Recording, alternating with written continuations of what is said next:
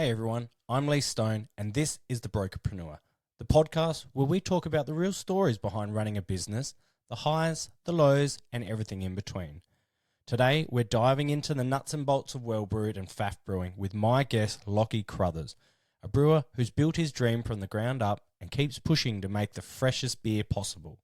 This one's full of honesty, passion, and great insight for anyone chasing their own business goals. And stick around till the end because Lachy throws a question to the Magic 8 Ball that might just decide the future of Faff Brewing. Let's jump in. We have Lachy Crothers here with us today on the Brokerpreneur Show. He is the main brewer and owner of Faff Brewery, one of the newest, coolest, freshest craft beer breweries out now. Hi, Lachy. Welcome. For anyone that doesn't know you, give yourself a little introduction. Hey, man. Yeah. So thanks for having us on. So I'm Lachy. I've been a professional brewer for the last 15 years or so. It's pretty much what I've done my whole adult life. I had a couple of, little jobs. I did 3 months of a chef's apprenticeship and worked in a bottle shop for a year or so. But other than that, pretty much all I've done is professional brewing. Worked across Australia and in the UK, making beer, and was one of the ballistic beer up in Queensland back in like 2015 or something. I think we started. Pretty big and brand then got out of that these days. We're pretty successful at a time. I think we got number 6 in the hottest 100 or something one year, so that was pretty cool. Nice. Since then got into my new business, which is Well Brewed, where we do consulting for breweries and also manufacturing stainless steel equipment, brew houses, and process equipment for breweries. And then just the last few months, we've launched Faff, which is this new brewing endeavor that we've gone on to. So, yeah, man, that's in a nutshell what I do. Well, that was basically sort of how we connected. I was obviously through having Shifty Lizard Brewery and dealing with equipment and the regular breakdown of stuff and that. I was in a bit of a pickle, and you came to the rescue with just offering out your time. So you were pretty keen to come and have a look what was going on over at my place. And that's sort of how we started communicating and come to the bit of the rescue. I think we were having a few process issues along the way with the brewery, which was becoming quite a expense for us. Constantly trying to navigate through things that broke down, understanding what was going wrong with our beer. And before you knew it, you sort of offered out your services through the consultation aspect of Well Brewed, and jumped on sort of a bit of a program with us. Do you want to tell us a little bit of what you were actually doing for us there? Yeah, so I guess initially I came out. I think we got introduced through Brad at HPA, Hop Rep, who's a mutual friend, and I think you were having some issues with your keg washer. One of the pumps had burnt out, and it was just an ongoing issue. I think it was, just a headache for you that you didn't have time to deal with it back then. So I think I just came and had a look just because I was interested. I like going to breweries. I spent most of my adult life in breweries, so. Working from home, it's nice to have an excuse to get out of the house and have a beer and shoot the shit with some like-minded people. So I think it kind of came down, had a look at that, and then you were talking about some other challenges that you were facing with the brewery and production, and we discussed me just coming on. I think I was doing 1 day a week or something in the brewery, just helping out to improve process, I guess, get the beers a bit more consistent, and just try and smooth out some bumps that you guys were facing. So well, it turns out that keg washer, if I'm right, was actually had the pumps were spinning backwards, and now this is stuff that came directly from China. We didn't go through a consultant or anybody when it came to buying our equipment. We sort of used a broker who then found a reasonably reputable brand over in China to manufacture our stuff. We just communicated directly to them, got some of the equipment over, which majority of the equipment was pretty good, but we learnt along the way, and by having you there, was some of it was also a little bit subpar. So we had backwards spinning pumps. We also, in the long run, had fermenters, like jacketed fermenters that were running glycol that were leaking out of the legs of the actual fermenter, Yeah. which concerned us that we might have actually been getting glycol into the beer. Luckily, we weren't. But, you know, from me starting up a brewery and learning all these things, you know, I assumed it was fairly simple. Buy a brewery, set it up, start brewing beer, away you go. But you came to our rescue. Things weren't being done quite right. We were questioning our hazy beers and what was going on there. And actually all of the processes and that, you pretty much refined and almost changed, you know, 90% of them that for us. So what made you get so interested in trying to understand those elements about making beer? Yeah, it's funny, man. Like, I've always been fascinated with booze and making booze. Like, I grew up on a vineyard, so it was around wine grapes, and I spent all my childhood, teenage winters pruning grapes and working on my grip strength in a number of ways. But I think, like, like, I don't know, I've just found process fascinating. I don't know, from growing up on a farm, maybe, you know, like, sort of had to do everything yourself. That it was hard to get trades or whatever. You sort of, you know, dad just did everything himself. So sort of being exposed to that. And then I just thought beer was cool, right? So I ended up getting a job as an assistant brewer. I actually told this story on a podcast last week, but I was working at Liquorland, just in a bottle shop, and I went to the international bottle shop. It was called the International Beer Store or something in Perth, and it was like one of the first bottle shops in Australia. They were importing like Vine Stefan and Sierra Nevada and all these big cool brands from overseas. And I asked the guy, beers. yeah, that's it, man. And this was like 2008, 2009 or something. And I said to him, you know, how did you get a job in a cool bottle shop like this? Because I was selling Carlton Dry and Smirnoff Double Blacks or whatever. And he said, oh, I just thought of something that I liked, and I started typing it into Seek every day, when you found jobs by going on Seek. So very he said, expensive to get a job on Seek these days, or even to advertise. No shit, man. Yeah. So I just started typing beer into Seek every week, and then this job as an assistant brewer came up at Gage Roads, and I just applied for that, and somehow jagged that job. I don't know why. I had no experience, and I was bloody dumb 21-year-old or whatever that had. I think because I was young, dumb, happy to work. That's right. 12-hour night shifts. I had no one tying me down at the time, so probably helped. But I think just being in there, like, it was a big plant. You know, we were making around 14, 15 million litres a year on a fully manual 50 hectolitre brew house, fully manual cellar. Like, it was really pretty hard yakka, but I was just fascinated with the process.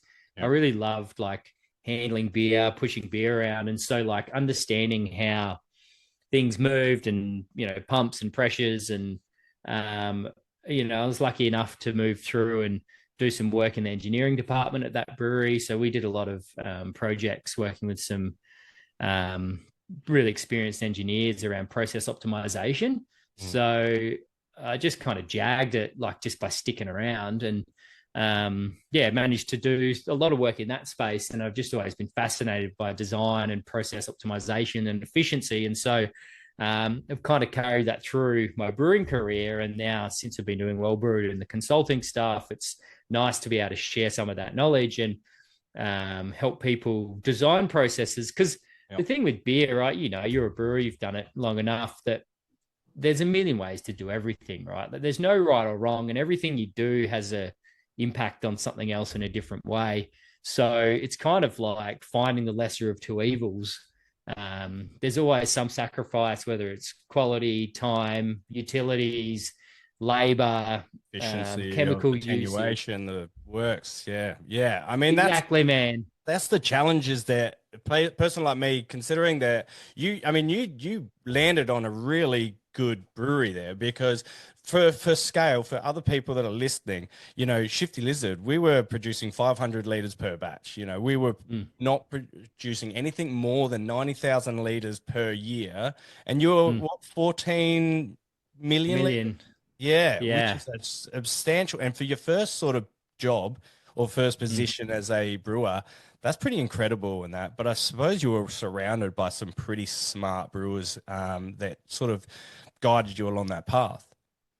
Yeah, oh, for sure, man. I think I can't remember the exact number, but when I was at that brewery for nearly 5 years, and I think I worked with but somewhere between 40 and 50 different brewers in my time, just at that one brewery. So for a number of reasons, I think because we evolved and we were expanding and building the plant and upgrading it pretty much throughout that whole time. There was a bit of turnover, and as we were improving the culture and the team, and but yeah, it was really cool. And now I've got a breadth of you know resources that I can call on, people that we've worked with and had great personal experiences together.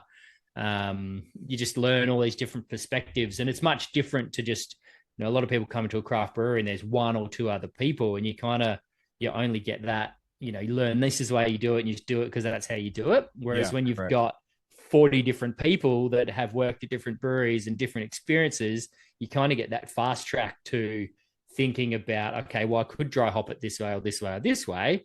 What's the best way to do it for this piece of equipment? And it forces you to think through the problems in that way rather than just this is how we do it because this is how we do it. So Yeah, yeah, but there's a lot yeah. of people to lean on for that though, and so that's for your the development of you. That's incredible because when I started, I literally was in the UK. I was installing beer equipment in pubs, and I was so interested by beer. I was doing homebrew stuff, really Yeah. minor. Sierra Nevada was one of the first clone beers that I actually made, and that sort of Mm-hmm. accelerated my interest in that. But whilst I worked over in the UK, I was seeing stuff like Brewdog and Punk IPA and all that sort of stuff that I was just like obsessed with. So when I came back, I was Mm. like, how hard could it be just to start a brewery and go from there? And it's one of the most incredibly difficult things to do when it comes to alcohol because it's so susceptible for infection and a Mm-hmm. minor detail in any brewing can completely affect the way that beer comes out at the end of it. And things that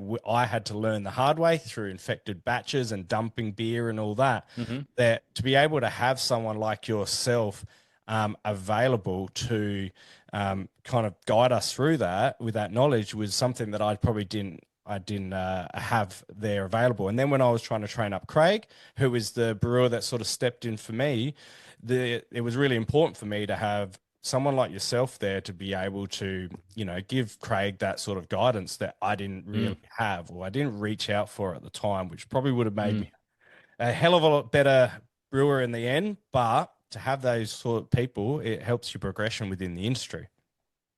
Absolutely. But it's something that's often overlooked, right? When you're starting a business, you got so much capital tied up in other things that, yeah, like you just kind of, yeah, like particularly with breweries. I mean, that's where my experience lies really. But you find that, yeah, I don't know, you tend to overlook consultants or learning or your own education on that point because you just focused on everything else, right? You get spread so thin as a small business owner that it just becomes one function of your business, which is so crucial, right? If your product's not good, then it's really hard to do anything else well.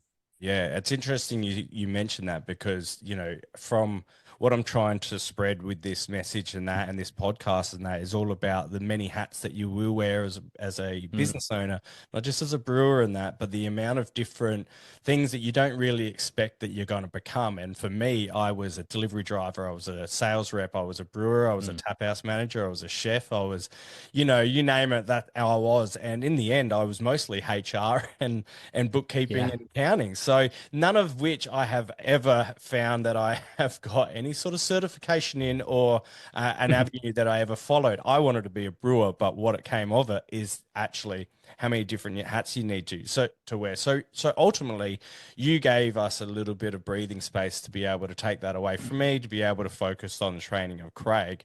These things obviously they do come at a cost and all that, but for a professional person to come in and make your beer that much better, it's a big thing for a brew because reputation is everything. Yeah, 100%, man. It's so important. So, I mean, we're talking about, just oxygen, getting oxygen into your beer can have such a negative effect, and you're measuring that in parts per billion. Mm. So there's just all these little things, and hopefully we did have a positive impact on what you were doing, and helped Craig and the business and the beers a little bit. So yeah, I it's mean, I always what we're probably trying wish to that do. I could have had you around, 5, 6 years earlier, because I think that would have been a Yeah. massive benefit to the business at that point, because you did take our beer to a whole nother level. So, but with all this experience and that, surely you've cocked up along the way, right? Surely you've done something, a beer that's needed to be dumped and what's been your biggest brewing mistake? Yeah, good question. Like we've all, I don't know. People say so. There's a there's a saying in the industry. You're not a real brewer until you've imploded a fermenter. So, We've all seen the videos online of a dry hop gone wrong. yes, yeah. Well, I've not done a hop volcano personally. I've experienced them. I've had brewers at work for me do it. They're pretty scary. Um, I have not imploded a tank, so officially not a brewer, I guess. Um, I have done like pumped like water into a tank of beer that had to be dumped. I've seen people, pump a tank of caustic into a tank of beer, and things like that aren't great. Yep. But In the yeah, look, UK, I actually had somebody that was cleaning their lines, and rather than using beer line cleaner, the barmaid actually used floor cleaner and put that into the tub and oh, cleaned all their lines with floor cleaner. We had to good. go and rip all the equipment out because that was not salvageable whatsoever. So that's the Yeah, difference over there. yeah. Cool. Well, I mean, so obviously, going through consulting and that's sort of your bread and butter and that. What led you Mm. on to start Faff Brewery? Tell us a little bit about that. Yeah, so Faff stands for fresh as fucking fuck, right? So Faff, here we right? go. Yeah. I've always had a bit of I don't know, I've been so passionate about fresh beer. We did a range when I was at Ballistic called Sleep When You're Dead. I don't know if you're familiar with that. No, can't say I But have, no. yeah, so basically it was a range of IPAs that we did, and we wholesaled it, so it went out nationwide. But we all went and cold shipped across Australia, and then the beer had an 8 week dead by date. Sorry, so after 8 weeks of that beer existing, if there was any still on the shelves, we would actually buy that back from retailers and destroy it, right? Destroy it. Yeah, yeah, of course. But Yeah. yeah, so that The only was way a pretty brewer cool. knows how to destroy beer is drink Yeah, it. that's true. Sometimes, no matter how bad the beer is, you got to get it down the That's right. throat. Yeah. So we did that for a number of years, and that was quite cool.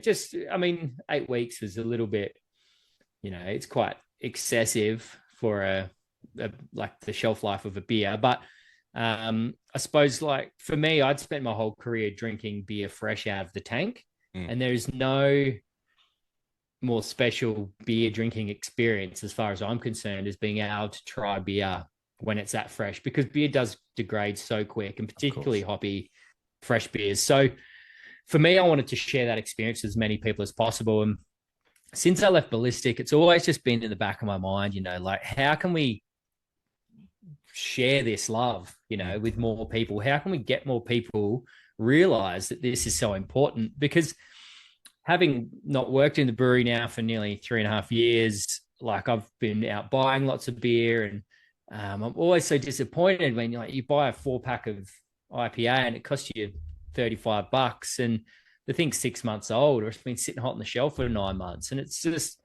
a mess, beers that were fantastic are now just not tasting great. So, storage is everything, right? Like cold store, you leave it in a room that's 25 degrees, it's going to kill the flavor and that, certain beers in bottles and that can oxidize over time a lot more quicker than cans.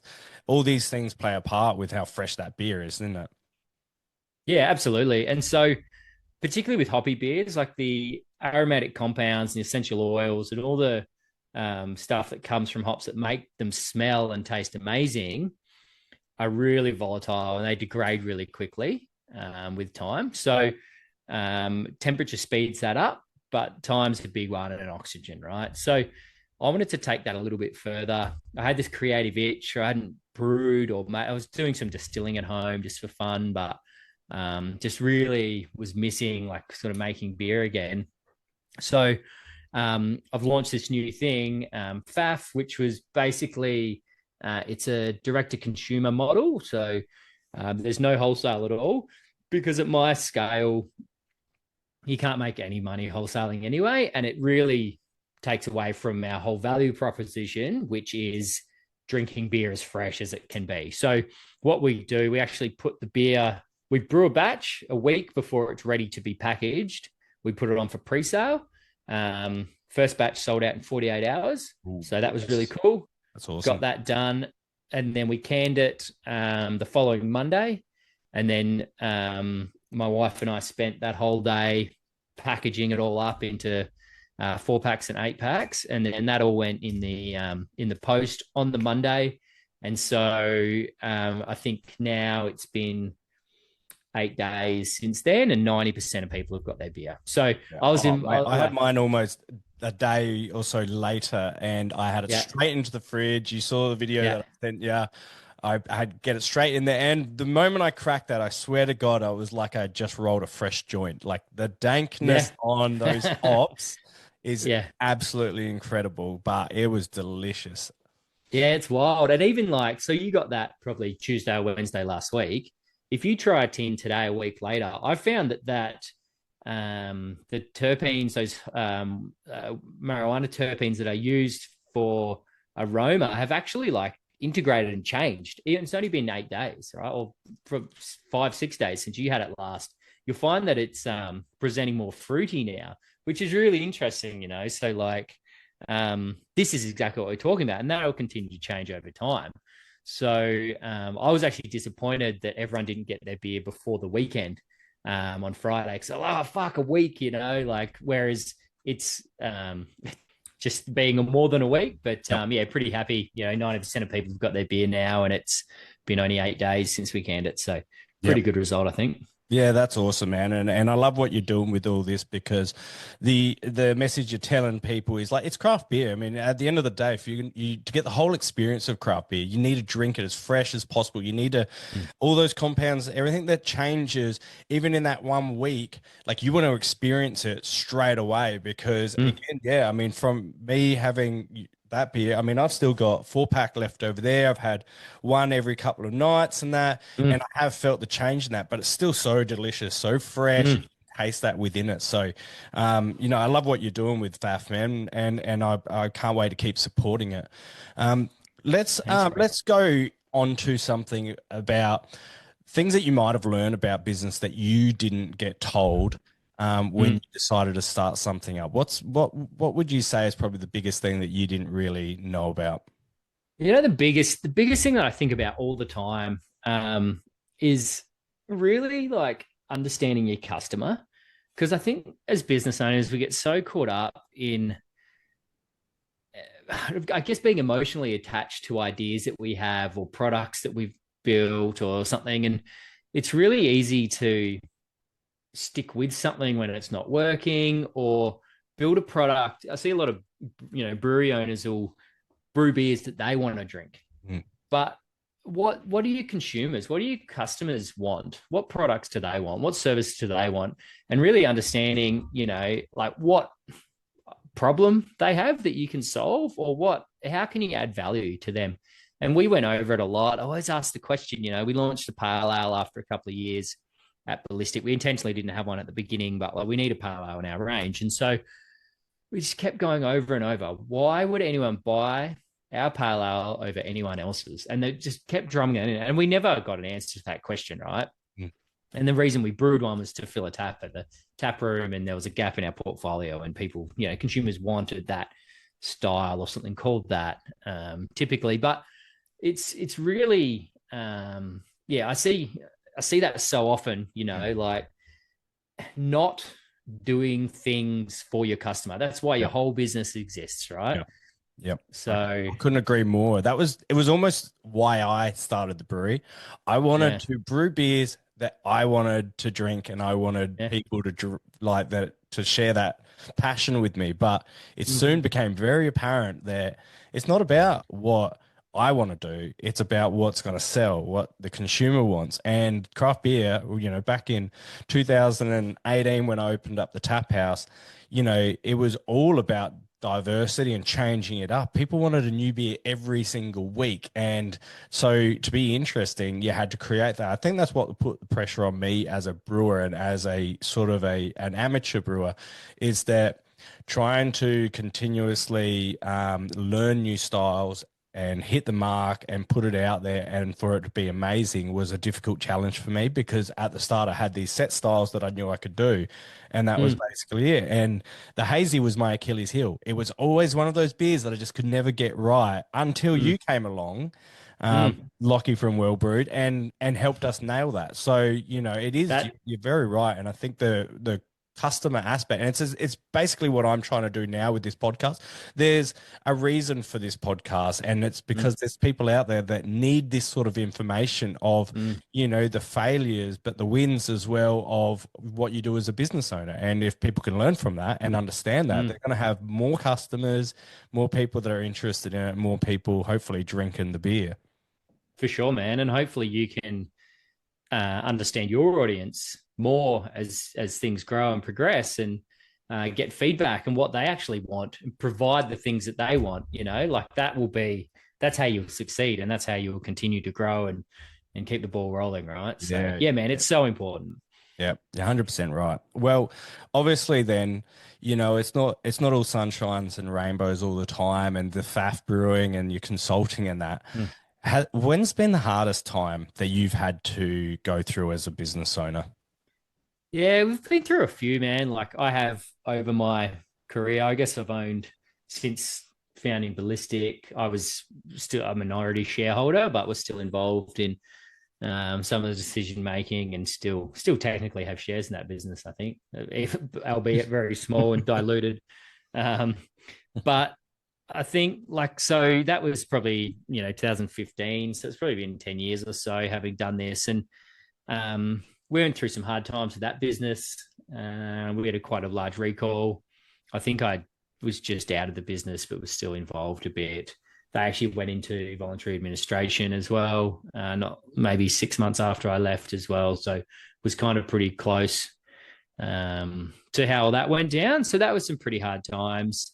I actually lost a fair bit of money through all that with Ballistic. And then with Well Brewed, like the first sort of 6 months, we didn't pay ourselves at all. So essentially just working for free. I was lucky enough that I had enough savings that we could get the business off the ground and keep going. And then, we've had a patch sometime in the last 3 years where, because we work in reasonably big projects, normally selling equipment. So, cash flows like this, it's like up, down, up, down, up, down all the time. So we got to a point where it's like, we've got all these things in the pipeline, but nothing's converted right now. So we can either eat into the overdraft, or we can just reduce our salaries to half or nothing for whatever was a 6 or 8 week period, which is a bit tough if you've been running a business for a couple of years to go back to half pay.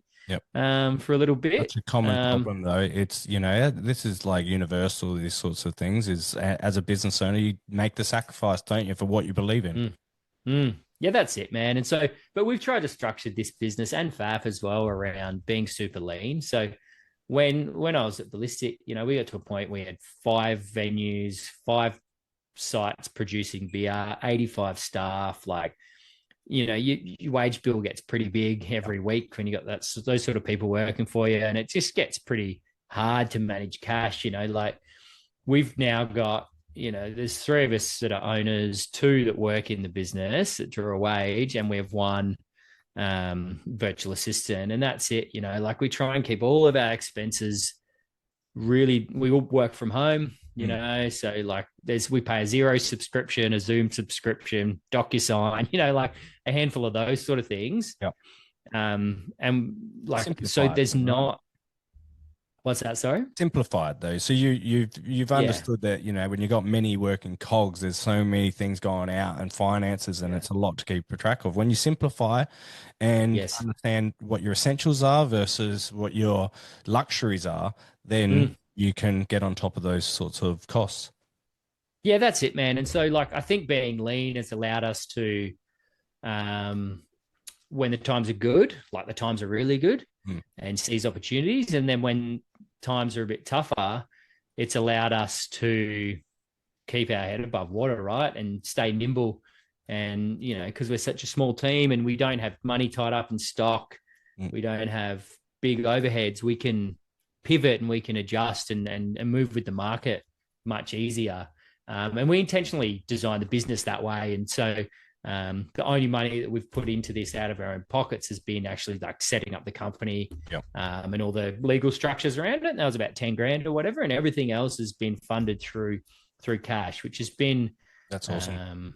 Cool, but really intentional as well. Yeah, and that's a very smart way to operate, and you learn from mistakes. Unfortunately, you got to make these mistakes along the lines, and it's how you sort of bounce back from it. It's what you do in the future to correct that, to try and make sure. I mean, I had 20 staff by the end of Shifty and Portburger, and it was a lot to manage because there were two separate sites.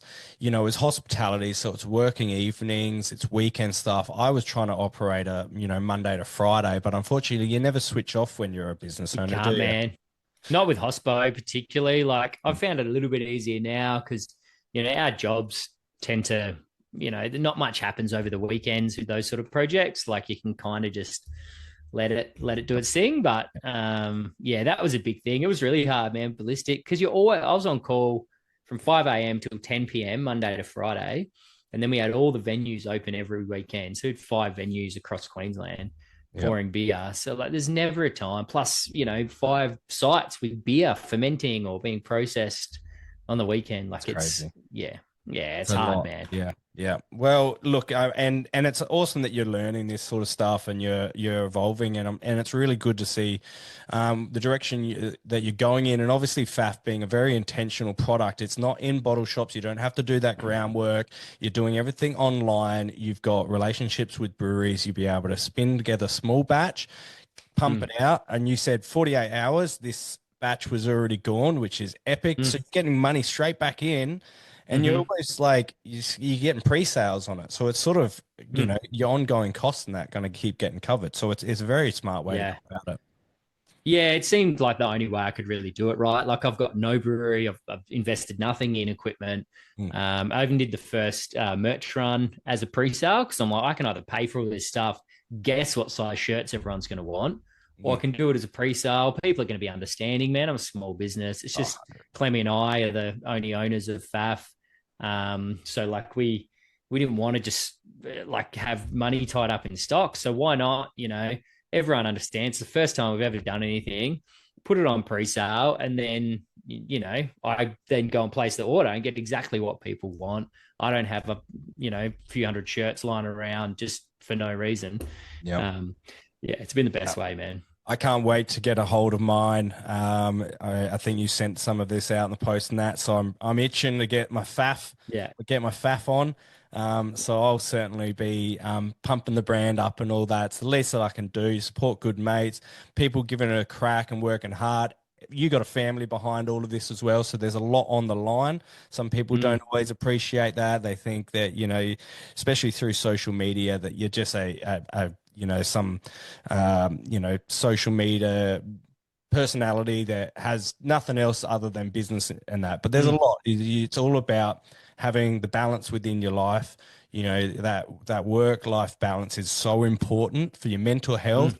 Mm. You know, and if you know if that's not something that you can sort of adapt to and all that, there's people out there that can help with that sort of stuff. I've dabbled in some mental health stuff and all that just to keep things going, but that's one of the most key things is your own mindset and how you Mm. live your life. And sometimes, you know, you bust your ass for no reward, and you know you got to know when to call it. But it's awesome when you see people do well and have figured that out. So, man, I'm really stoked for you. Thanks, man. Before we finish up, because we've probably stretched it a little bit longer than we should have. I mean, we could sit here and we could, you know, shoot the breeze all day long, but unfortunately we can't. So what we are going to do is I have got a personal consultant here that will answer anything that you require. It'll go deep into your soul and it'll unlock the questions that you never know Mm. you needed. So, Amazing. and that is Magic 8 Ball. Magic 8 Ball has been by my Amazing. side for many years, sat on my office desk. And whenever I felt there was something really important and pressing in my life that I needed to know, I Mm. asked Magic 8 Ball. So I'm going to put you on the spot here. Is Right. there a question you want to ask Magic 8 Ball? Okay, let's do so for Faff. I want to know, do people actually care about high shipping costs? Because everyone talks about it. Do people actually give a shit? Okay. All right, Magic 8 Ball, you heard that. Does anyone really care about high shipping costs? Consult me later. Oh, Toying with us. You know, sometimes, you know, I think April just thinks you got to figure it out on your own. Maybe doesn't want to give you yeah. that. So maybe let's spin this another way, see if Magic 8 Ball can do it. If Lachy put $50 shipping on it, get you fresh as fuck beer, would you care when you're getting the most delicious beer you're ever going to drink? Yes, they do. Yes. Yeah. Oh fuck. They Maybe do. I won't increase it to $50 then. Yeah, no, we'll keep it at 45. I Right. think that'd be Yeah. sensible, mate. So, hey, Okay. look, Magic 8 Ball's not always going to tell you what you want to hear, but it's all about learning from Yeah. things that, you know, you just got to ask the Magic 8 Ball. It's very wise. It's all knowing. So, Mm. there we go.